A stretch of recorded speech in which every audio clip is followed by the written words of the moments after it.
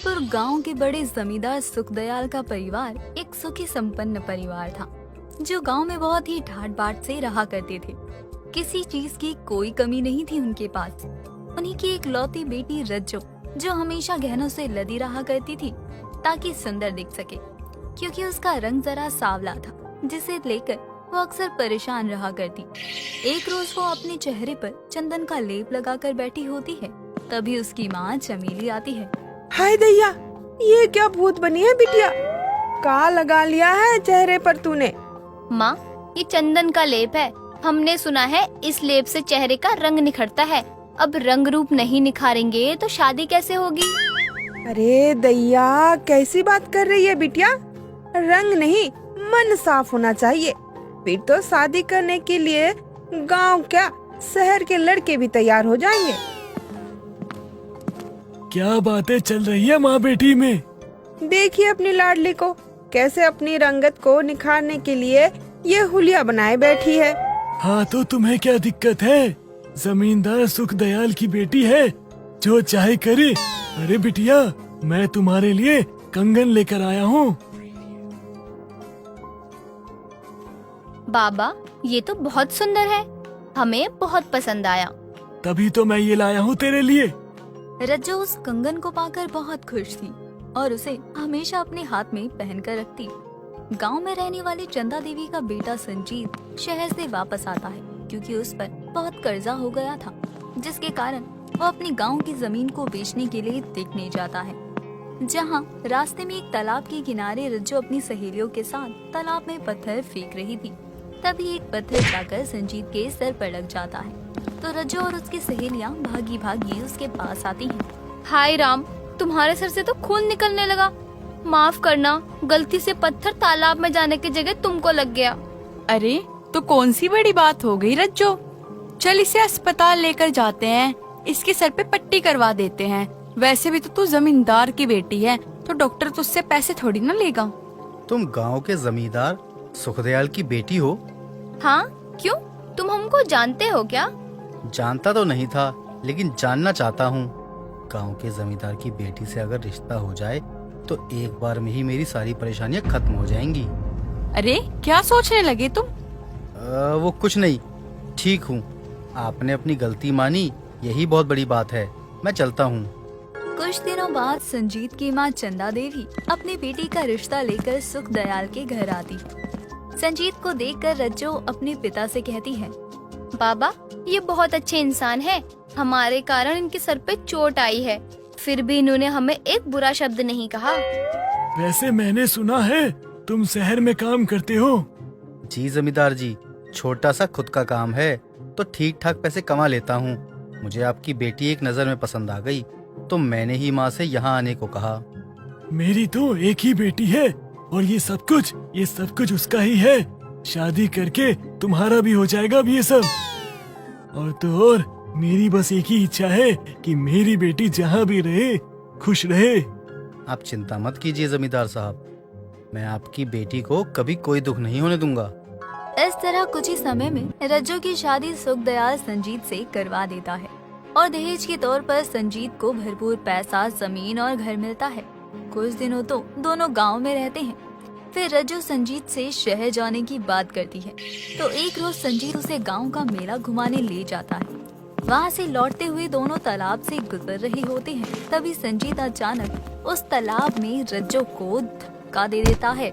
संजीत, बचाओ हमें, निकालो, हम डूब जाएंगे संजीत। हाँ तो डूब मरो, क्योंकि मुझे तुम्हारी जैसी शक्ल वाली बीवी नहीं चाहिए।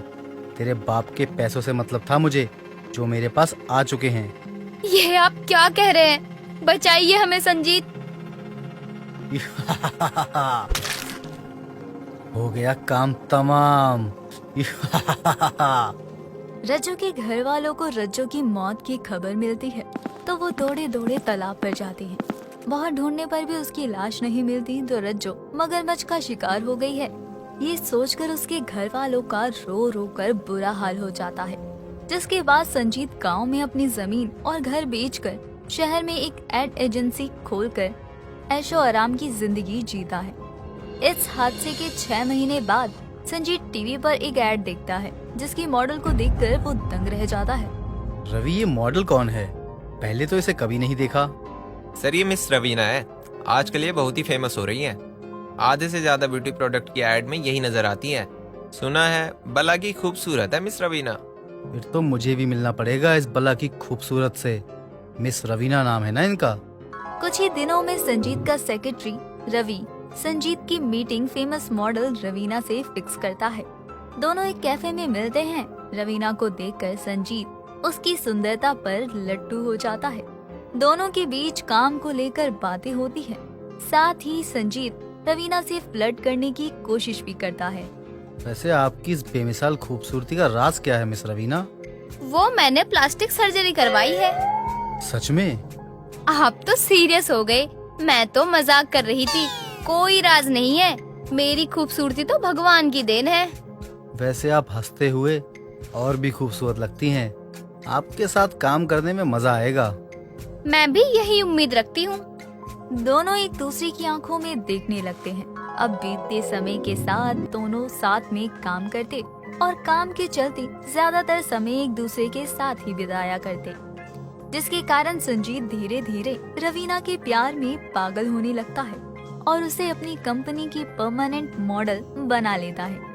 एक रोज संजीत रवीना को अपनी कार में उसके घर छोड़ने आता है। घर में आते ही उसकी मैनेजर नीलम कहती है, मैंने आपका खाना तैयार करवा दिया है, अब मैं चलती हूँ। इतनी भी जल्दी क्या? आप मेरे साथ बैठकर खाना खा लो। ठीक है, जैसा आप कहें। मैम, क्या सच में आप मिस्टर संजीत के साथ रिलेशन में हैं? इसलिए पूछ रही हूँ क्योंकि आपने उनकी एड एजेंसी को छोड़कर बाकियों के लिए काम करना बंद कर दिया है। इसका तो एक ही मतलब है कि आप भी उनसे प्यार करती हैं। प्यार नहीं, लेकिन बेहद नफरत जरूर करती हूँ मैं उस आदमी से, क्योंकि वो मेरा पति है। आपका पति? रज्जू को जब होश आता है तो वो एक अस्पताल में होती है और उसका चेहरा मगरमच्छ के हमला करने से पूरी तरह खराब हो चुका था। डॉक्टर से उसे पता चलता है कि दूसरे गांव वाले उसे यहाँ पहुँचा कर गए हैं। मैं उस आदमी को बर्बाद कर दूंगी जिसने मेरी ये हालत की है। चाहे जो हो जाए, मैं उससे अपना बदला लेकर रहूंगी। रज्जू अपने हाथ में पहने उस कंगन को देखती है जो उसे उसके पिता ने दिया था, जो कि खरे सोने का था। उसे बेचकर वो दूसरे देश में अपनी प्लास्टिक सर्जरी करवाती है और एक नया रूप लेकर वापस आती है। मेरे पिता के दिए हुए उस खरे सोने की कंगन की कीमत का मुझे अंदाजा नहीं था, लेकिन उसकी वजह से मुझे ये नया रूप मिला है और नई जिंदगी मिल पाई है, और अब मैं अपना बदला उस कमीने से लूंगी। मुझे नहीं पता था कि आपने इतने दर्द सहे हैं। शायद तभी कहते हैं कि कोई औरत कमजोर नहीं होती। कुछ दिनों बाद एक देसी प्रोडक्ट की एड शूटिंग के लिए संजीत का सेक्रेटरी चंबलपुर गांव को चुनता है, तो सारी टीम के साथ संजीत और रवीना गांव पहुंचते हैं। शूटिंग के एक दिन पहले संजीत रवीना दोनों गांव में घूमने निकलते हैं और एक तालाब के पास आ जाते हैं। संजीत, तुम्हें तैरना आता है क्या? नहीं, पर तुम अचानक से ये सवाल क्यों कर रही हो? क्योंकि जब मैं तुम्हें इस तालाब में धक्का दूं तो तुम बच ना सको। रवीना, बचाओ मुझे। ये तुमने क्या किया? ये तुम क्यों कर रही हो? रवीना नहीं, रज्जो।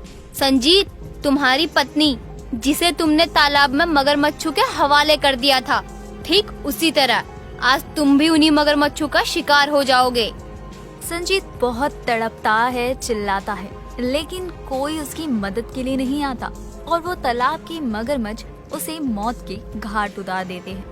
इस तरह रज्जो अपना बदला लेती है।